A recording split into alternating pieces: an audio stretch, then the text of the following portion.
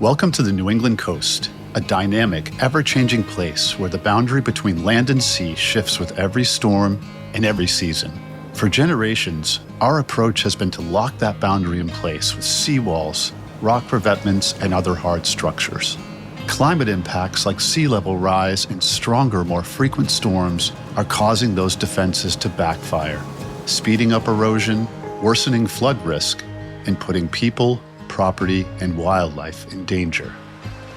Today, communities are faced with crumbling walls, costly repairs, and difficult decisions. But what if nature itself offered a better solution? My name is Dan. I'm a coastal project manager with the Nature Conservancy. And in this video, we're going to learn how towns across New England are implementing a proven new approach, building shorelines that bend, shift, and grow stronger over time. For centuries, the way we protected ourselves from the ocean was simple: build a wall.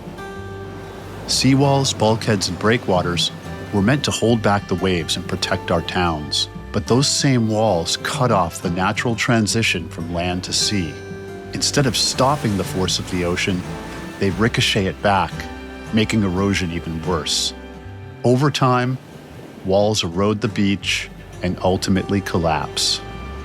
Unless we change course, we risk losing not just beaches, but homes, roads, and billions of dollars in infrastructure. But nature-based solutions, known as living shorelines, are helping communities protect property by building coastal landscapes that can adapt, endure, and preserve the unique coastal character of New England. So what exactly is a living shoreline? Living shorelines use natural elements like salt marshes, dunes, native plants, and even oyster reefs to stabilize the shoreline, buffer waves and flooding, and enhance fish and wildlife habitat. These systems are also designed so they adapt to stronger storms, higher tides, and rising sea levels.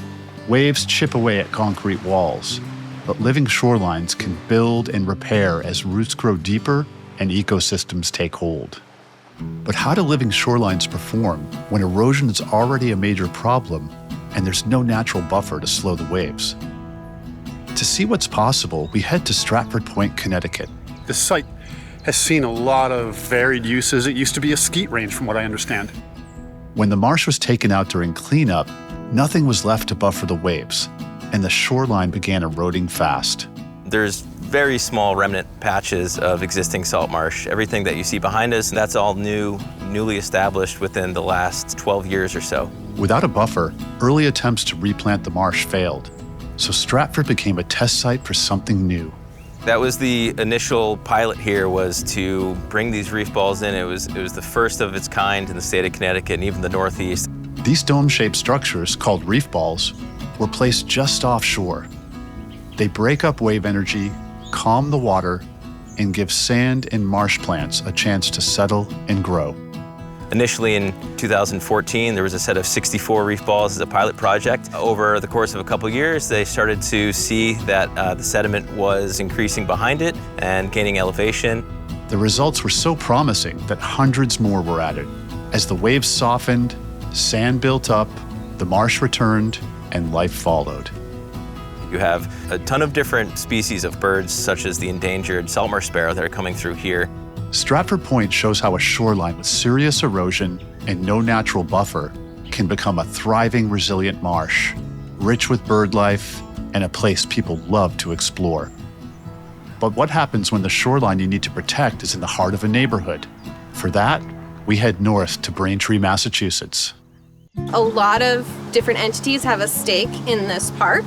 So they're thinking about what's important to them. They love this park. We wanted to make sure that we could keep it for years to come. At Watson Park, two different forces were impacting a vital community resource. From the land, stormwater runoff from local streets poured into the park through a drainage pipe. But when heavy rain lined up with high tide, the water had nowhere to go, so it flooded the fields. And from the sea, rising tides, strong currents, and waves from the river were chewing away at the shoreline, putting the drainage pipe and the park itself at risk. The town had a choice: extend a seawall to keep fighting nature, or try something new. we designed a layered approach. We restored salt marsh habitat to help buffer wave energy and to help protect the existing stormwater outfall.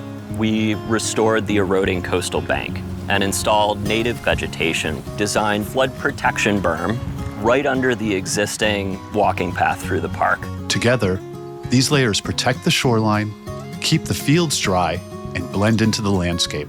Someone walking through here would never look at a rain garden and think, oh my goodness, like what a piece of infrastructure, because they really do look beautiful. They flower in the spring and the summer. We really tried to implement it in a manner that would not prevent public access to the shore, but rather enhance public access to the shore. Watson Park proves what's possible when a town invests in nature as infrastructure. In Wells, Maine, we'll see just how powerful this approach can be. Storms have been pounding the coast here harder than ever. In just a few months, 3 massive nor'easters tore across this beach. That was like a 1-2-3 punch for the Maine shoreline. Maine's largest storm in historical record literally wiped everything else out. When it came to rebuilding, a group of homeowners decided to try something different. We are at a site of 3 private individuals who opted to restore their coastal dune naturally, using nothing but biodegradable materials and plants. The design was deceptively simple. Coconut fiber logs were anchored into the sand and stacked into the shape of a dune. Native grasses were planted through the fiber, allowing their roots to lock in the soil. The logs hold everything steady until the plants take over. Once established, the root system continues to spread deeper and wider, trapping more sand and strengthening the dune. It seems that the people who come to this place invested a lot of money and energy to build here because of the beauty that this place has. And this solution really preserves that aesthetic and that character. And I think the value of the homes are actually enhanced. They wanted to do something that would be longer lasting and natural. There is now a beach and dune restoration fund that there did not used to be. Projects like this are becoming easier actually to permit in Maine. And Maine isn't the only state. Across New England, projects that include nature-based solutions are becoming the norm. My team at CZM has always provided technical assistance to communities and other partners.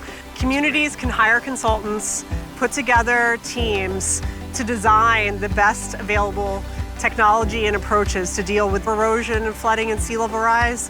With our grant program, we've spent over $16 million implementing projects that can adapt over time and maintain these recreational sites, as well as provide enhanced habitat for birds and wildlife and fish. More towns are signing on each year, building projects and sharing ideas. These projects are proving something simple. Nature is infrastructure. By having natural systems, what we're kind of doing is allowing these systems to stay in place as sea level rises and as storms continue and potentially get stronger. If we walled everything off and protected all the infrastructure, you're going to have no beaches, which is what is drawing the people anyway. We designed it to be as adaptable as possible to present day and future impacts. If we were dealing with a seawall, we wouldn't have that same degree of flexibility. The old way is quite literally breaking down. Living shorelines provide a path to resilience that not only protects people and infrastructure today, but also adapts alongside an ever-changing climate future. The only question is, will we build them fast enough?